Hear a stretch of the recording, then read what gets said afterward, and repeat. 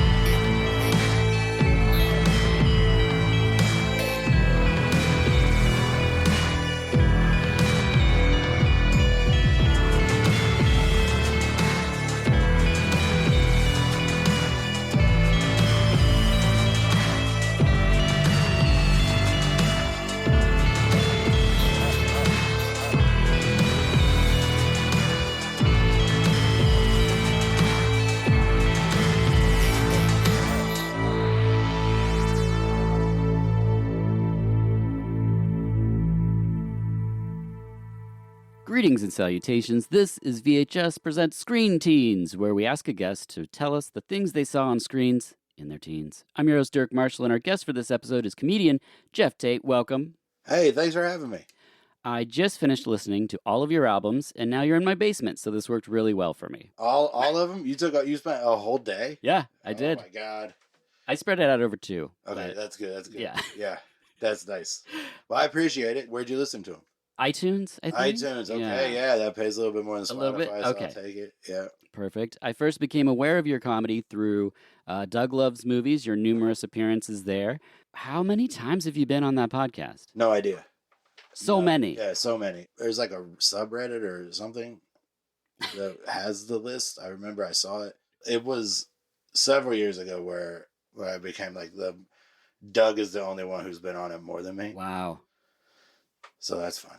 Yeah. That's wild. Yeah, you've been doing comedy a very long time. In fact, I clicked on one of your videos for late night, and Craig Ferguson was the host. So I thought for a second you did what the Weezer group did with the Buddy Holly music video, where they superimpose themselves into Happy Days. No. That was in 2012. Yeah. That was a long time ago.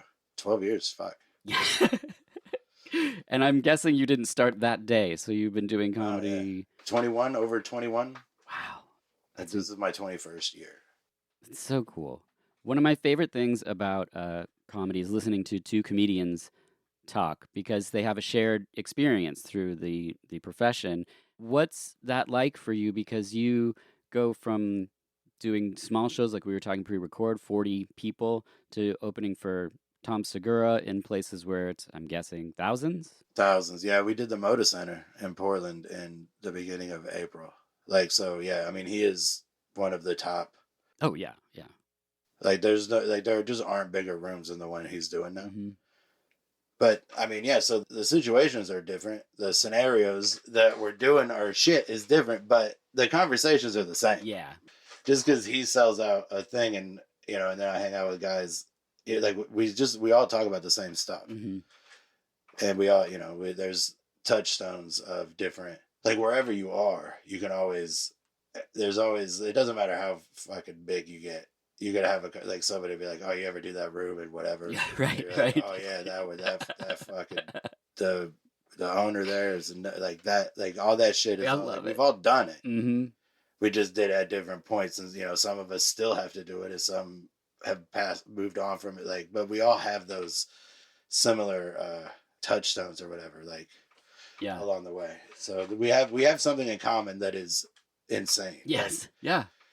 that it doesn't, like, because like I met Bob Saget. I did a Douglas movies with Bob Saget, Yeah. and as soon as he walks in, I think my brother was with me that time, and we were both like, oh my god, that's a famous guy. Yeah. Because we know he's coming, but you don't really realize until you see somebody. Because Hmm. you know, I was not the biggest like Full House fan or whatever. I was already like 12 or 13. Yeah. So I was watching like Ninja Turtles. Yes. But still, he was around. Like, I just like was like, oh, I never really watched Full House. Whatever, this guy is he's famous, but not.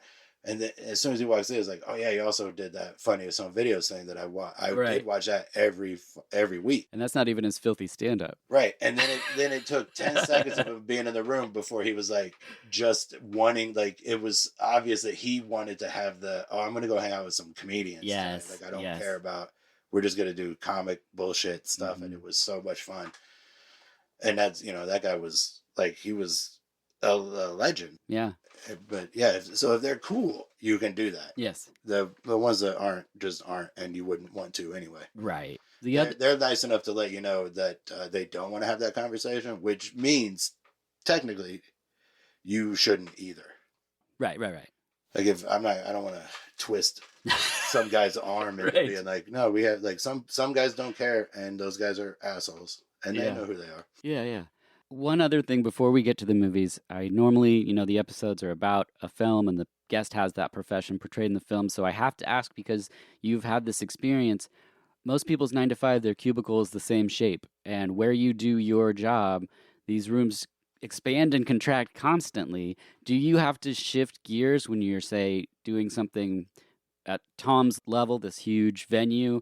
Do you have to wait for a laugh? Like, how does that affect the mechanics of? Yeah, I mean, you have to do all those things. You have to know, like, the first time I went from a club to a theater, like, the first theater show I did was with Berbiglia in, like, 2007, maybe. Wow. I can only say this now because of the experiences I've had since then, but it was only a 1,500 seat theater.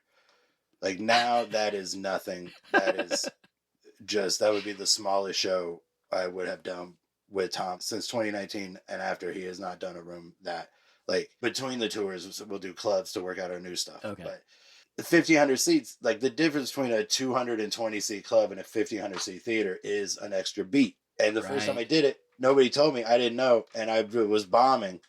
It was because I didn't know how to do the room. Right.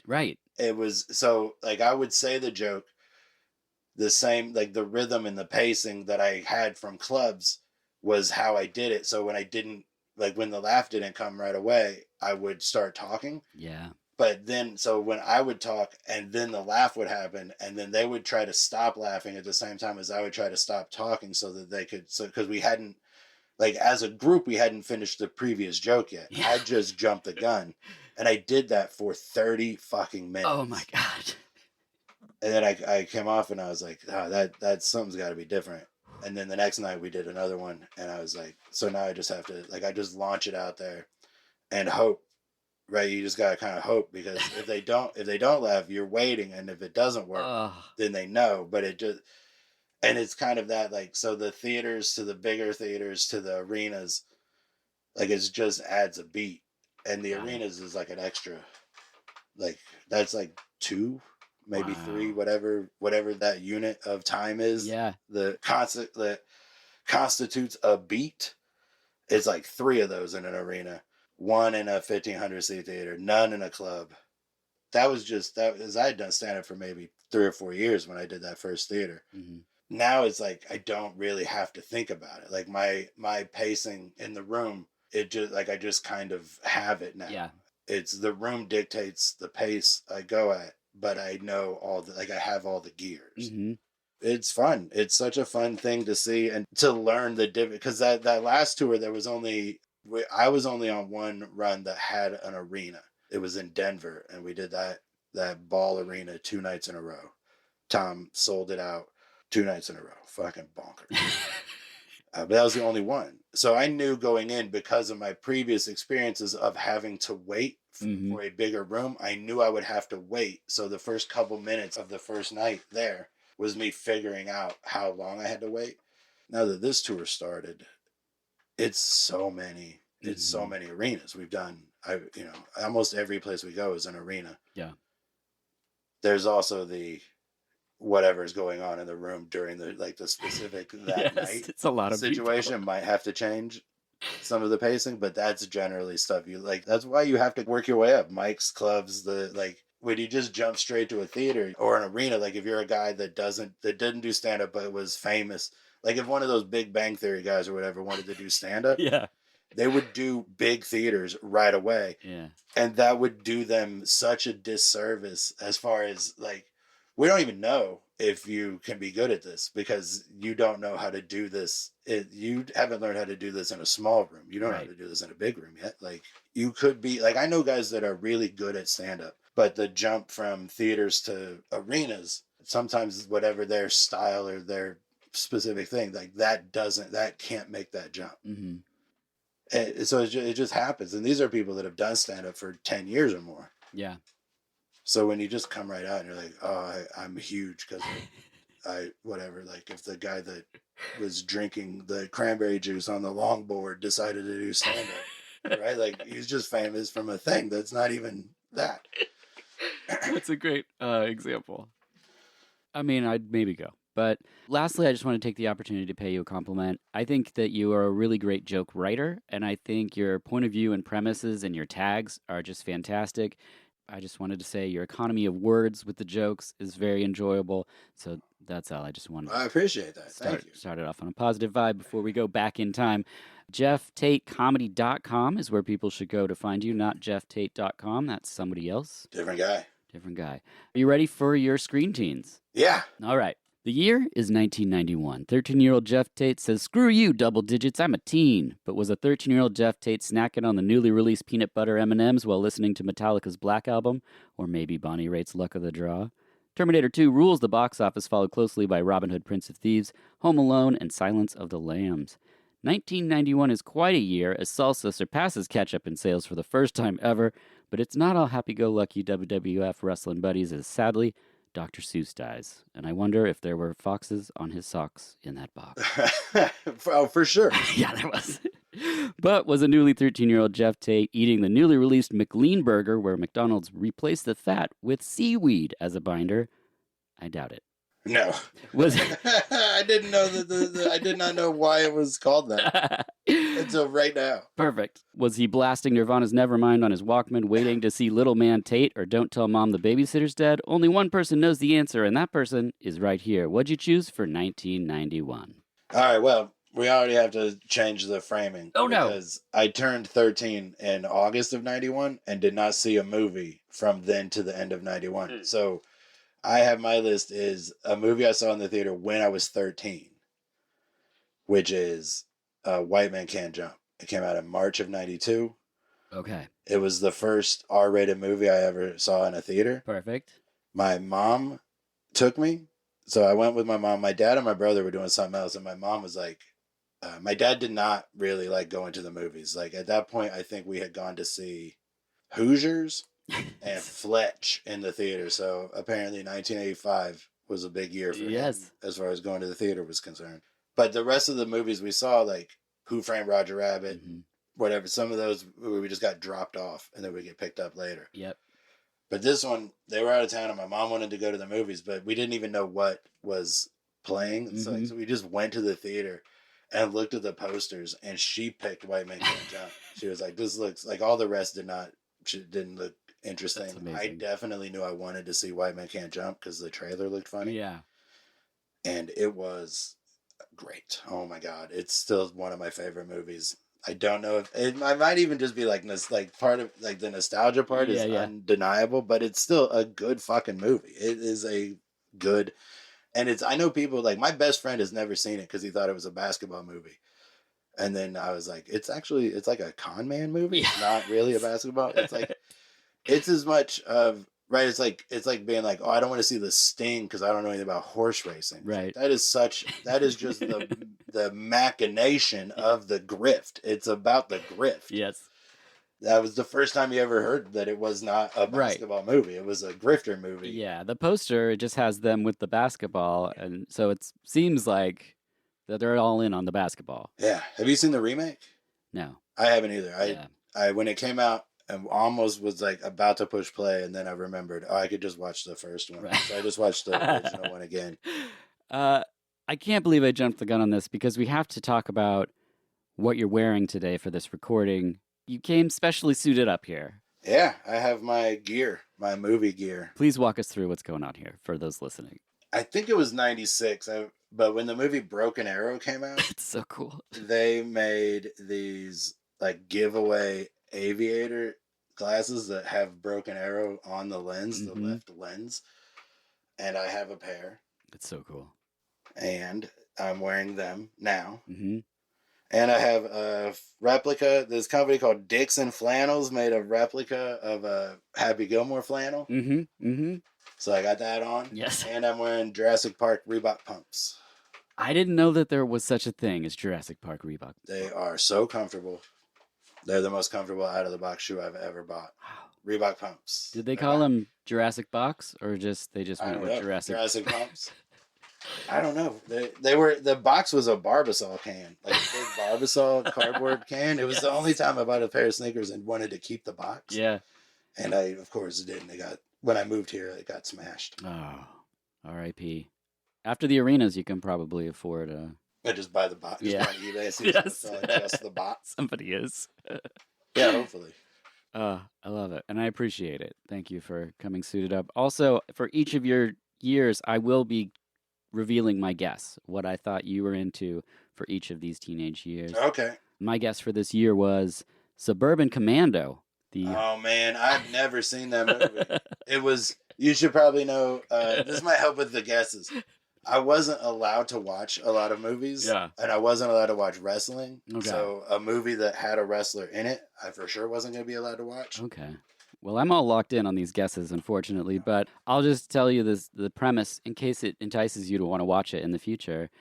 Problems with his rocket compels space-traveling vigilante Shep Ramsey, that's the vigilante name, Shep, Hulk Hogan, to spend some time on Earth, plunking himself down in the middle of a suburbia. He rents a room from Christopher Lloyd and Shelley Duvall. Holy shit, so Hulk Hogan's a spaceman? Yeah, he's a spaceman. Just proof that cocaine wrote scripts in the 90s, I guess. Well, they were probably carryovers from the 80s. Yeah. Like this is the early 90s, so this script was written in the 80s for sure. Yes. On a dare. But like Christopher Lloyd and Shelley Duvall he's renting a room from them and he's a spaceman named Shep. I had no idea. To be honest, I kind of like when you mentioned it, I think I pictured, is there one where he was a nanny? Yeah, yeah. Those feel like the same movie to me. Because I never saw either one. A Space Nanny I'd watch that. Like, I guess in my head, the VHS covers are similar enough that I've just made them one. Yeah, he's like posing in both of them. He's just doing like a Hulk Hogan flex. Yes, yep. And it's... All right. I don't think I've ever seen a movie with Hulk Hogan in it, like starring in it. That's like a lower level bad movie. Like, yeah, are they fun at all? Like, I only saw them when they came out. We'd get the promo tapes in our video store, So like I was like, I'm gonna watch it, but I don't remember anything. I mean, it wasn't until this year that I finally got around to watching the first 4 Steven Seagal movies. Like I had seen Under Siege. You'd only seen the later ones? I'd only seen Under Siege, and then like a couple of just random ones that were on HBO in the late '90s that weren't the first 4. And they were so bad that I never watched the first. But I finally watched them, and they're not that bad. What was your favorite of the first 4? Oh, that is very difficult. Out for Justice? The problem is I don't know. I can't tell them apart. He plays kind of the same character in all 4. And they all have like almost interchangeable titles. All 3 words. Yeah. And is Out for Justice the one with William Forsythe or the one with the Jamaican? No, that's Mark for Death has the Jamaican guy. Out for Justice has the pool scene where he puts the cue ball in the towel and starts knocking people's teeth out. Yeah. Okay. So I have to say that I don't think it's either one of those. I think it might be the first one. It might be Above the Law. Is that the first one? Yeah, because that one was the one. Because there's an interesting thing I've noticed as I watched them all. The first one, there are like better actors around him. Yes.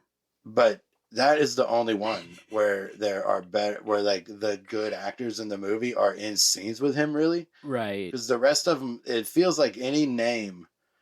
Tommy Lee Jones and Under Siege. And Tommy Lee Jones and Under Siege, their only scene together is that fucking tiny knife fight. Yes. And Gary Busey has to do a couple scenes with him, but he just basically yells at him and locks him away. Yeah. And then he's gone.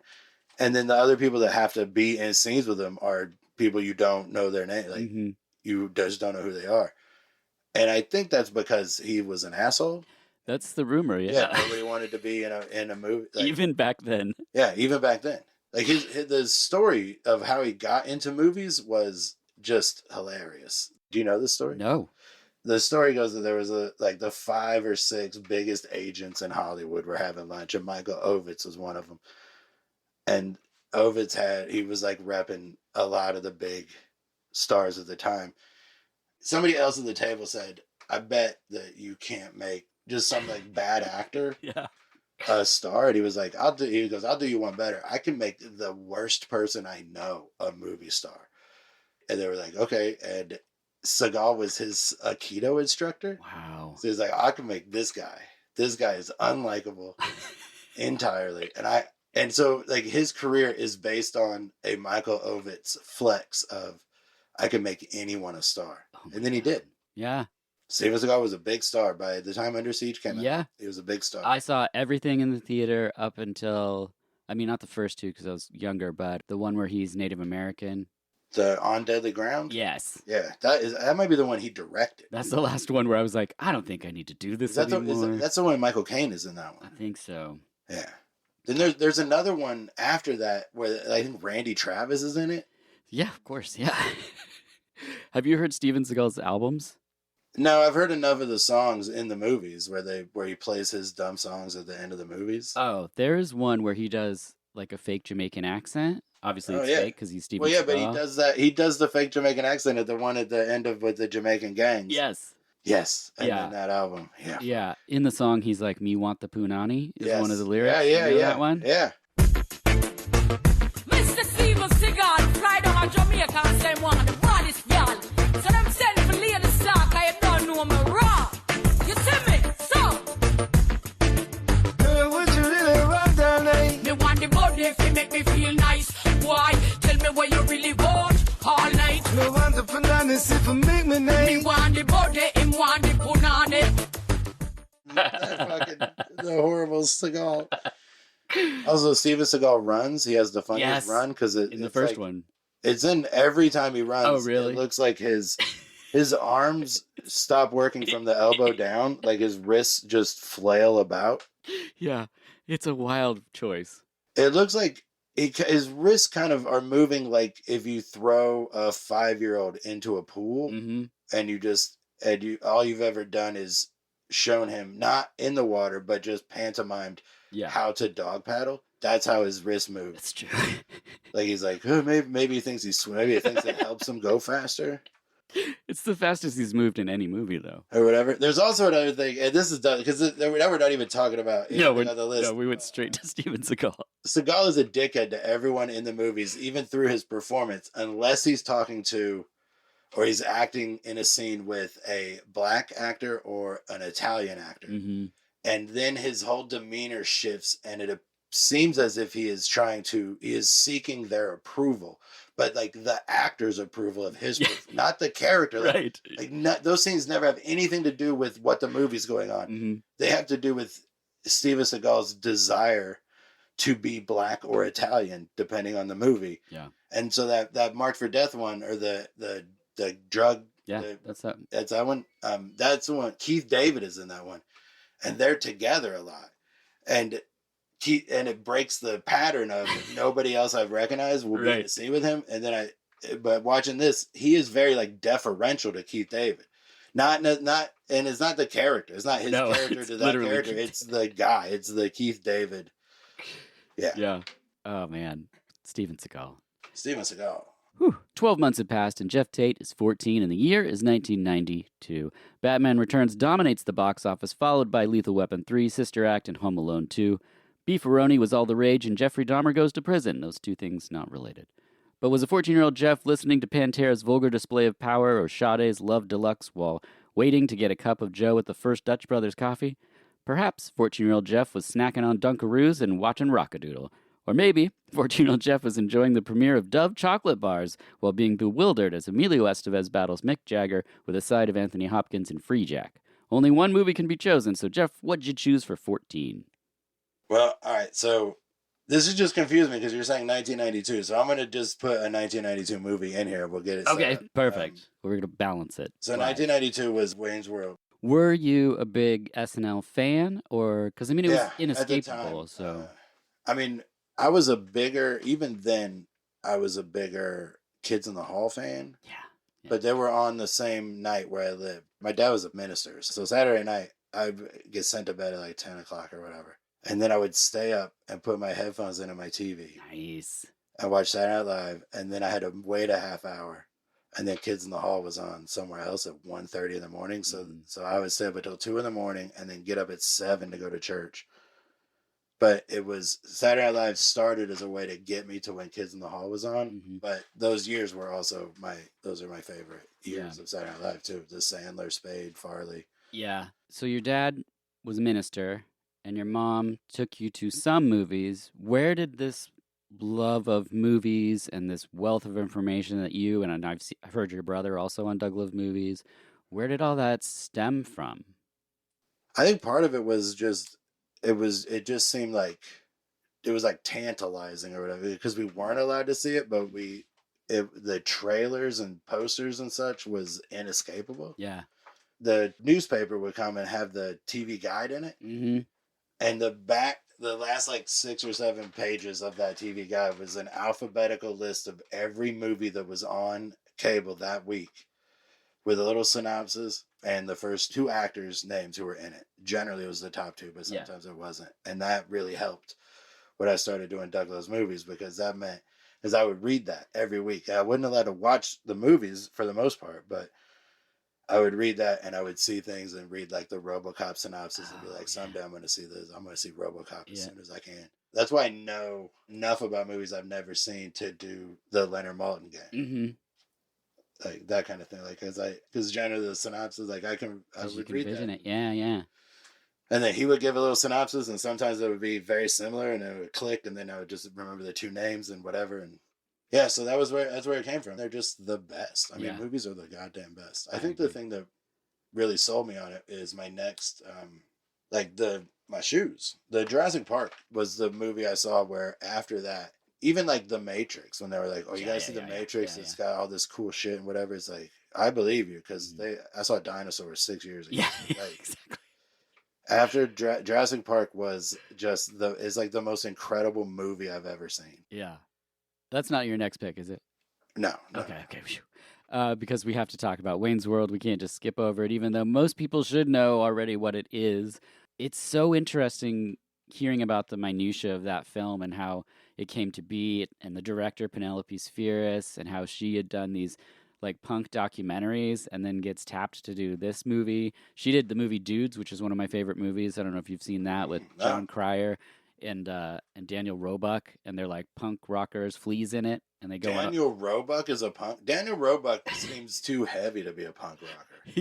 He's like a doughy guy. He's got like a mohawk. John Cryer is a punk rocker in it, so we're But John Cryer, like, I never picture a guy. It'd be like if you're like, oh, Chris Penn is in it, and he's super into sure. punk. You're like, that feels that feels a little wrong. Yeah, I get it. You can't be 40 pounds overweight, right? And I don't know. My punk rock friends were thicker milkshakes, so we say. So right, I mean, Daniel Roebuck, famous for being the guy in the next year's movie. I'm going to say. Okay, perfect. He's also in a Phantasm 5. So, from someone who loves those movies, was it just the fact that it's an SNL huge comedy thing? It was inescapable, or? I think it was because it wasn't rated R, and I had some friends who were going to see it. And so it was an easy thing for my parents to agree to. Yeah. So I just went with some friends, and it was good. It's a funny movie. Yeah. It holds up. Yeah, and it just had stuff that was inescapable. That Queen sequence is like one of the most recognizable things. I mean, that Queen sequence is why there was the movie. Yeah. Like, wasn't that the first time that song charted? Was 92 or whatever? Yeah. A minute later. I chose for you Glengarry Glen Ross. Yeah. 14-year-old me was really into sweaty dudes. You loved Mammoth and Al Pacino, Jack Lemmon, It's Alan just that Arkin. dialogue, that snappy back and forth. I was really into it. And real estate drama when you're 14. Oh, man. Yeah. Just give him the leads, man. Look at him. It's Jack Lemmon. Don't you want Jack Lemmon to have a good time? When I saw that was this year, I was like, oh, yeah, that's what's going on. Perfect. Well, seasons change and feelings change as Geoff Tate's now 15, 1 year away from driving. It's 1993, but was a 15-year-old Geoff Tate indulging in Burger King's chicken crisp sandwich while waiting to buy a ticket to Beethoven's Second? Jurassic Park is unstoppable at the box office, followed by The Fugitive, The Firm, and Hard Target. But maybe a 15-year-old Geoff Tate was enjoying super sour warheads while wondering about the baboon heart logistics of Untamed Heart. 1993 sees the release of Typo Negative's Bloody Kisses and Tool's Undertow, but maybe 15-year-old Geoff was more of a Smashing Pumpkins Siamese dream guy. Just sitting there watching Only the Strong while eating a bowl of Sprinkle Sprangles. That's right, this is the year Sprinkle Sprangles came out, everyone's favorite breakfast cereal, which featured the Sprinkle Genie, voiced by Dom DeLuise in the commercial. Wow. Sprinkle Sprangles. These are incredible. This is like when you go to Cracker Barrel and you buy the thing for the year you were born, and it's a fake newspaper. Yeah. 1993 is when Tom Petty and the Heartbreakers' Greatest Hits came out. Oh, okay. That's when Mary Jane's Last Dance came out, and so that was the first thing I was super into. Music. As far as music goes. Nice. I was very into that. 1993 was also the year Midnight Marauders came out. Oh, yep. So I was super into that too. So, and I hadn't been into anything because I wasn't allowed to listen to secular music. So it was 1993. I was 15, which meant people in my class were 6. So I was finally riding in cars being driven by peers and not parents. Not parents or someone else's parents or someone's older brother or sister.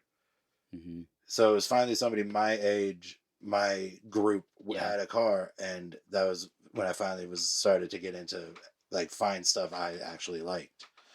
But the movie I picked from 1993, being the 15-year-old me, was The Fugitive.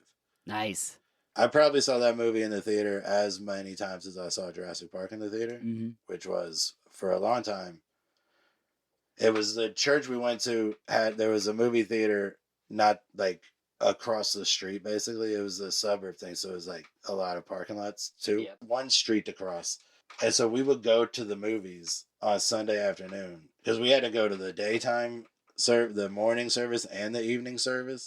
Double dipping? Yeah. We had to go to all of them. Like during the week too? Yeah. Oh my God. Yeah. We were allowed to be loose in the afternoon, so we would go to the movies and watch Jurassic Park until the Fugitive came out in August.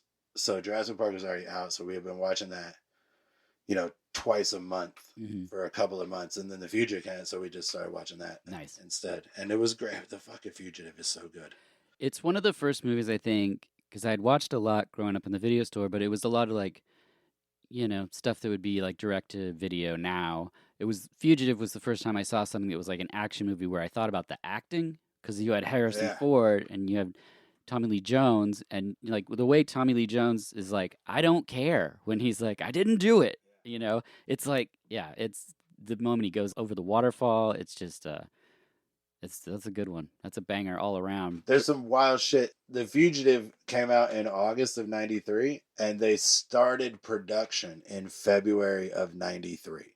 So the first day of shooting was 6 months before it was released. That's crazy. They had no idea what they were making. That was a movie where everybody just going to work. Yeah, you know, people make Oscar movies now. They shoot for Oscars now. Right. And The Fugitive, they were just going to work. So that scene with the St. Patrick's Day parade, that just happened because they were filming in the jail and the parade was going by, and the director was like, oh, this would be a fun thing to do. So that was on St. Patrick's Day. That's crazy. 5 months before the movie comes out. It was Best Picture nominated, and Tommy Lee Jones won. Yeah. For supporting. I mean, that's incredible. Yeah. Yeah. And the same year, Jurassic Park. Like, that's crazy. The hard thing about this when we go back doing Screen Teens is you look and it's like the top 100 movies are like 100 awesome movies. Like, it's crazy. Jurassic Park, I remember being in the theater, since you'd mentioned it earlier, and I didn't know what was about to happen. And then, and it was packed. There's an ass in every seat, and those dinosaurs in the field, I literally felt like my jaw dropped. Oh, yeah. Like, man. I just got goosebumps revisiting it. Like, it was like, what are we doing? Like, this is real dinosaurs are happening? Like, man, there's just nothing better than that, except for The Fugitive. Right. I read the book, the Jurassic Park book, before the movie came out. Okay. So I knew there was going to be dinosaurs. Oh, right. Yeah. Right. Yeah, it wasn't a surprise to you. The poster should have tipped you off. I thought it was just the park. Like, just pathways and, Yeah, just a fun... the dinosaurs wouldn't look so real. Right. This is where we're going to keep them when we have them. Damn, it's incredible. Yeah. I'll see it in the theater anytime it's in the theater. Seriously. Well, for this year, I chose for you another cop movie, so I was really close on this one. I chose Cop and a Half with Burt Reynolds. Oh, man. Cop and a Half. I've never seen it. 93 is a hard year to pick because there was, there's so many good movies. Mm-hmm. Jurassic Park and The Fugitive can't go wrong. No, you can't really. Well, time just keeps on ticking, and Geoff is now street legal. The year is 1994. The TV show Friends debuts, Amazon hits the internet, and the PlayStation hits homes. But was a 16-year-old Geoff driving to the theater while playing one of the new albums like Korn's Korn, TLC's Crazy Sexy Cool, or Green Day's Dookie? Perhaps 16-year-old Geoff snuck in some Reese's Pieces peanut butter crunch into the theater to see Lion King, Forrest Gump, True Lies, or The Santa Claus. Hershey's debuts The Cookies and Cream, which pairs perfectly with My Girl 2, which opened theatrically, despite in my mind being sort of a B movie. We'll add the rim shots in there. Thank you. I'm not a famous comedian, but Geoff, you are. What did you choose for 1994? 1994 is The Client, the John Grisham movie. Oh, wow. Because of it's a situational pick. Okay, I gotta hear. I didn't even see this. This wasn't on my radar. Well, I read the books. Like, I was reading the books. I was allowed to read books. Yeah. Of basically anything, like anything that I would want to read, I was allowed to read. Like, there was never like I just wanted like these books, Jurassic Park, mysteries, things like that. So I got The Firm and A Time to Kill and the Client. And then and my mom was reading them too. So when we saw The Client was going to be a movie released, I can't remember the last time I saw anybody do this, but back then, sometimes a week or two before the movie came out, they would put it on as a double bill with something in the theater already. Whoa. You could buy a ticket to see this thing, and then you could see if you stay for a preview of The Client and watch The Client. Okay. And so we went and watched Maverick and The Client. Oh, God. The Mel Gibson Western? Mel Gibson Western, yeah. Wow. And that was a very fun night. Like, I remember, I think it was Who's in The Client? Tommy Lee Jones and Susan Sarandon and Brad Renfro and Will Patton. And it's a Grisham thing? Yeah, it's a Grisham book. It's I didn't even see this. Brad Renfro plays a kid that is out in the woods and sees a guy in a car kill himself or something. Whatever. Then all this stuff happens. Mm-hmm. Then that's the thing that sends the movie into the Is he the client? Yeah. Okay. I think so. Yeah. Right. I should check that out. I have not seen it. And for 94, I chose Road to Wellville. Oh, man. I wanted to see that. Matthew Broderick, Anthony Hopkins, Bridget Fonda, John Cusack, Dana Carvey, and Laura Flynn Boyle. It's all about the Kellogg family's health facility, directed by Alan Parker, who did Mississippi Burning, Angel Heart, and Angela's Ashes. Oh, dang. All right. Well, yeah, that movie didn't even, we couldn't even pull the trigger on it when, like, in the late 90s, when I decided I wanted to see every John Cusack movie. I still never saw it. I told my wife about it. She's like, what? And I'm like, yeah, it's like using cornflakes to cure erection problems. And she's like, what are you talking about? And so I showed her. I saw this in the theater. Wow. Yeah, and it was, anytime I tell people that it's a real movie, they're like, there's no way. But it is. It's not that crazy that it's a movie. It's super crazy that it's a movie that's based on a true story. Yes, yeah. Like, that is bananas that somebody is like, I think people are jerking off too much because their breakfast is too stimulating. Yes. There's too much going on, too much flavor in their breakfast. So I'm going to make the blandest shit imaginable. And then I'm just going to, it's Kellogg's Boner Killer. Yes. It's just a picture, like, instead of it, like the cornflakes, it's like a rooster now, but it used to be a picture of your grandma in a real revealing bathing suit. And just a guarantee that you're not getting boned up for a couple of days. Yeah, definitely not till dinner, maybe. Well, where does the time go? Geoff was 16, but has turned 17, and the year is 1995. The box office kings are Batman Forever, Apollo 13, Toy Story, Pocahontas, and Ace Ventura: When Nature Calls. Starbucks introduces the Frappuccino, and O.J. Simpson goes on trial. Those two things probably not related. But was a 17-year-old Geoff snacking on blue M&Ms and listening to Radiohead's The Bends or RZA's Liquid Swords while waiting to see Drop Zone? Alanis Morissette's Jagged Little Pill is almost as inescapable as the Macarena, and eBay premieres in 1995. But perhaps a 17-year-old Geoff was marveling at Billy Zane's epic performance in Tales from the Crypt's Demon Knight. Geoff, what did you choose for 1995? 1995, you went so fast. I need to take notes because you mentioned things that I want to talk. First of all, you finally mentioned an album that I did listen to. Liquid Swords? The Bends. Oh, the Bends, okay. And, like, at the time. Yeah. I didn't get Liquid Swords until later. But that was that. And then Blue M&Ms. I remember when the Blue M&Ms came out. Yep. Big deal. And the movie I saw in the theater in 1995 is Die Hard with a Vengeance. Ooh. That's 2? 3. That's 3, yeah. 3. That Jeremy Irons? Yeah, Jeremy Irons. Okay. I think that's the first R-rated movie I went to where I was allowed to go. Like, they knew about it. Mm-hmm. I didn't have to scam or lie or anything. Like, Sam Jackson? Samuel L. Jackson. It's great. The very last part, like the last 6 minutes, gets a little dumb. Okay. But I like the whole thing a lot. I think it's very entertaining. I've only seen it once. I should revisit it. I like Jeremy Irons a lot. It's cool, man. They steal gold bars? Yeah, the bad guys do. Nice. All right. I chose Beyond Rangoon. That was So you're not even trying with these guys. Sorry. You're just trying to think up the craziest shit. After a shocking murder of her husband and son, Laura Bowman, Patricia Arquette, travels to Burma with her sister Frances McDormand to find peace. There she witnesses protests against the government and military's violent response, directed by John Borman, who did Deliverance and Zardoz. Oh, what's the name of that movie? Beyond Rangoon. Beyond Rangoon? All right. That actually sounds... I mean, Frances McDormand is a selling point. Yeah. Oh, for sure. It's worth watching. I think Patricia Arquette is slept on a lot in movies. I think she's really great. Another year has passed, and Geoff Tate is 18 years old. He can buy his own smokes and go to adult bookstores for the articles. The year is 1996, and the radio airwaves are permeated with Fiona Apple's Title, Beck Odelay, and Rage Against the Machine's Evil Empire. But maybe 18-year-old Geoff Tate was dropping acid and listening to Underworld's album Second Toughest of Infants or Neutral Milk Hotel's On Avery Island. In theaters, we have Independence Day, Twister, Mission Impossible, and The Rock, but maybe 18-year-old Geoff was more of a First Wives Club kind of guy. Lifesavers introduces Cream Savers, gross, and the Hubble telescope has images of Pluto's surface for the first time. Also, the first cloned sheep is named Dolly, and the Ramones play their farewell show. Those two things probably not related. But was 18-year-old Geoff enjoying the brand new Wendy's spicy chicken sandwich while watching Down Periscope? Only one person knows the answer. Geoff, what'd you choose for 1996? Well, two of the movies you mentioned are two that I crossed off. The Rock and Mission Impossible. Sure. Huge.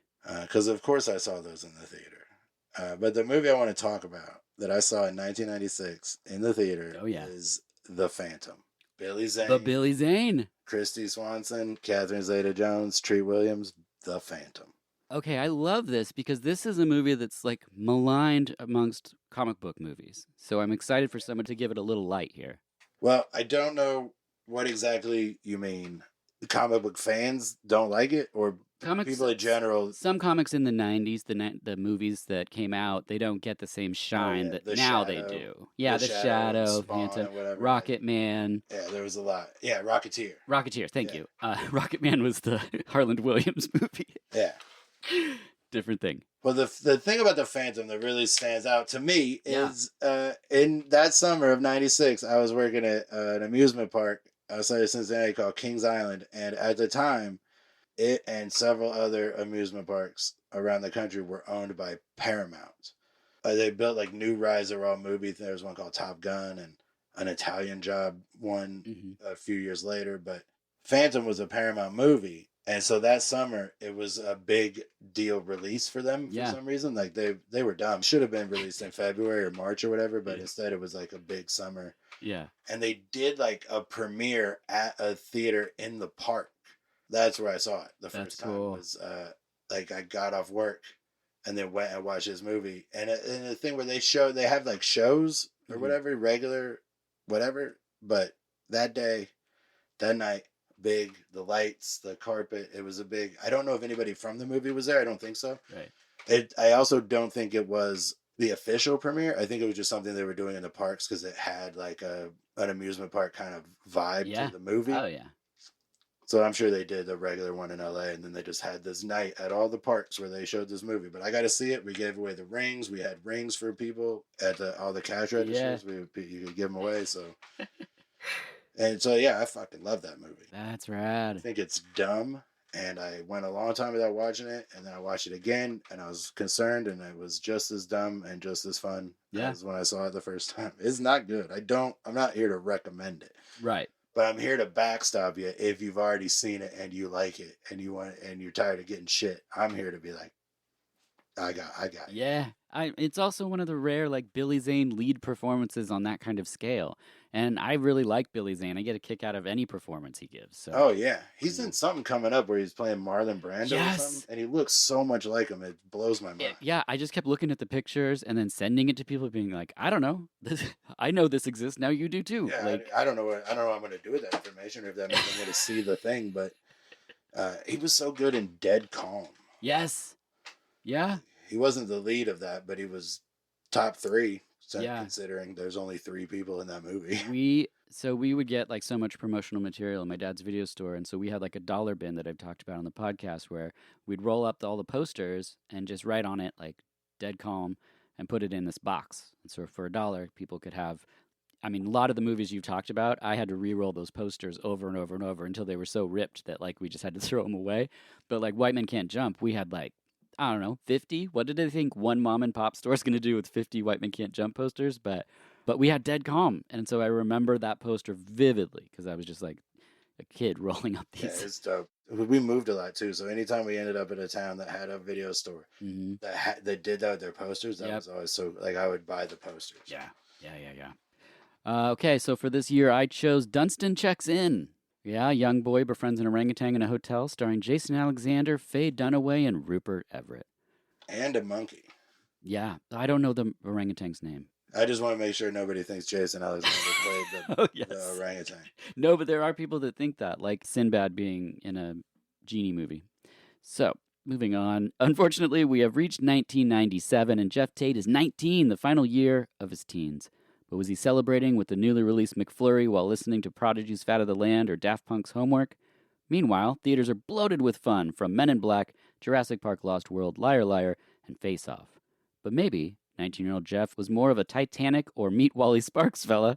Sadly, it's not all good times as The English Patient debuts and Princess Diana passes away due to a car crash. Millions of people start collecting Beanie Babies, but was Geoff too busy watching Con Air and That Darn Cat? Maybe 19-year-old Geoff was more of a Good Burger or Event Horizon guy. Only one person knows the answer, and that person's right here. What'd you choose for 1997? Oh my God, I've seen most of those movies. The Event Horizon was the first movie I saw in a theater stoned. Oh, whoa. Right? That was probably a mistake. Yeah. What was the one? Oh, Con Air. I saw 6 or 7 times in the theater. Yeah, that was a big one. I can't believe that Face Off and Con Air both came out in '97. That is such a big fucking year for. I mean, and Nicolas Cage. Men in Black was huge. I mean, Nick Cage really kind of ruled a number of years. I mean, what the fuck did? Okay, so this is going to fuck up my entire concept of growing up real quick. All right, so Face Off came out June 27, '97. Con Air came out June 6, '97. 3 weeks before. That's so crazy. They came out 3 weeks apart. That is bananas. I thought for sure there was a year between them. Right. Yeah. No, same summer. So I must have seen those in the same summer. But neither of those is my pick. My pick is Grosse Point Blank. Oh, yes. Yeah, I couldn't wait to see it. Same. My best friend and I saw it. That movie really had like a profound impact as far as like the soundtrack goes. Like so many songs I didn't know. Yeah. I wasn't particularly aware of The Clash or whatever. And there's like 4 Clash songs in that movie and a bunch of other cool like 80s, but like the not as popular 80s shit. Yeah. It was like a kind of a hipster 80s. Yeah. That's a good way to put it. And like Cusack had been gone for a minute, and people forget about this, like, because he was so big in the 80s, but like Grosse Point Blank and then the record store one. Yeah, High Fidelity. High Fidelity, that 1-2 punch, and suddenly he's back at the top of his game. Well, don't forget Con Air was the big hit. Yeah, but he was kind of a secondary character in it. Like, yeah, but he was the top 3. Like, he was. Like when you see the poster, there's 3 faces, and he's one of them. He's one of them. Yeah. Yeah, I guess I just didn't really think. But Grosse Point Blank also felt like an indie in a way too. Like it just, definitely did. You know, yeah. I guess that's what I mean. Like on a street cred level, Cusack was suddenly like everyone goes, no, we really think he's cool. Like he's a cool guy. Yeah. So I mean, I was already into him. I was trying to think because he did a lot of like under the radar. Money for Nothing was like 91. Yeah. One Crazy Summer was one of my favorite movies as a kid. But that was like that was before he made that turn. Yeah. And that was he did Road to Wellville. Yeah. And he was in Bob Roberts. Whoa, nice. There was a bunch of those kind of movies. Yeah. Oh, Grifters? Grifters is incredible. Yes, it's so good. Awesome. That cast is crazy. I remember that poster, and I was like, what's this about? Because it was just like these rectangles with each actor in it. Yeah, it's such a great poster. And I watched it and was just like, holy, what? Yeah, it's fucking great. It is a wild movie. I chose Cats Don't Dance. Cats Don't Die. What is that? Is that a cartoon? It's a world of cats, and Danny, played by Scott Bakula, is trying to break into 30s Hollywood. His only problem, he's a cat, and he can't understand why he's only getting the animal parts. He gets into trouble with the human star and almost sees his chance of a movie career disappear. Starring Jasmine Guy, Natalie Cole, George Kennedy, Don Knotts, and Frank Welker. Holy shit. It's a cartoon. Nobody saw this thing. No, but I've never heard of that. I just love it that they're like, Scott Bakula is the lead voice for the cat. I'm like, that's crazy. 97 that someone's like, we need a lead to play this cat. Scott? Yeah. Well, they needed a lead that had time to do all of that. Yes. The rest of them are like, I'll be there. I have about an hour on Tuesday. Like, all right, you can do this guy. Oh my gosh. Well, we did it. That's all of Screen Teens. Geoff, where can people find you? Anything you have to promote right now? No, nothing. JeffTateComedy.com. Just keep it there. And Instagram @JeffTate. And that's where I'll post about like shows. Like when I'm touring or when I'm here, like things that happen in Portland. You can find out about them at the Instagram.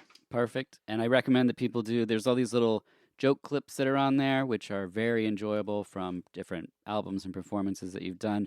Like I said, your acid bit is amazing. Well, thanks again for being here. Well, thank you for having me. This was a lot of fun. I hope that it was fun. Yes, it was. As always, I'm Dirk Marshall, and this has been VHS Presents Screen Teens.